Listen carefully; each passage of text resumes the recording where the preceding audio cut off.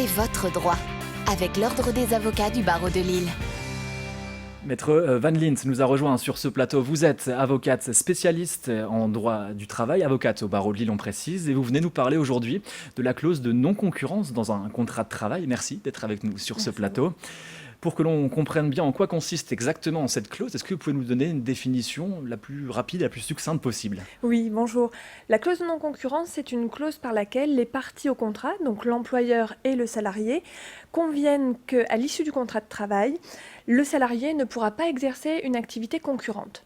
Tant en soi salarié, il ne peut pas aller dans une société concurrente, mais en tant que créateur de société, il ne pourra pas créer sa société concurrente. Est-ce que cette clause, justement, est soumise à des conditions de validité particulières ?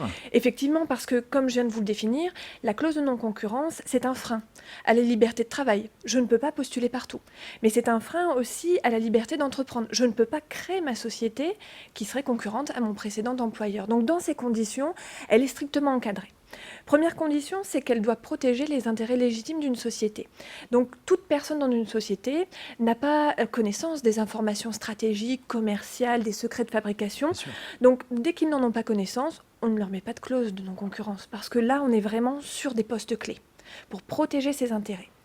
Deuxième condition, c'est qu'elle est limitée. Elle est limitée dans le temps, elle est limitée dans l'espace et dans l'activité pour laquelle le salarié ne doit pas faire concurrence.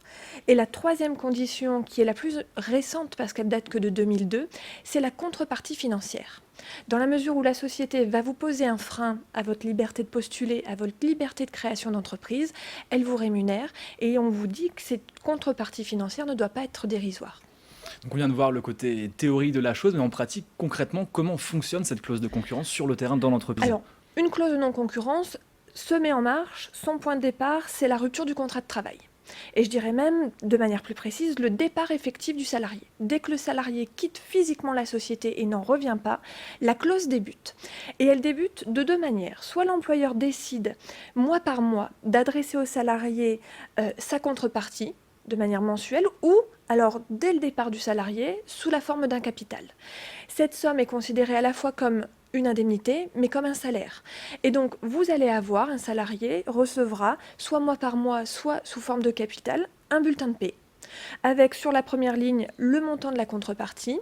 Il y a des congés payés qui sont versés à hauteur de 10%, donc deuxième ligne du bulletin de paie, et le paiement des cotisations sociales. Et dans le cas où la clause figure sur le contrat, est-ce que le salarié y est obligatoirement lié ? Pas toujours, parce que dans la plupart des clauses, l'employeur se prévoit la possibilité de délier le salarié. Et donc dans ces cas-là, il faut qu'à la rupture du contrat de travail, dans des délais relativement restreints, il informe par écrit le salarié qu'il en délie.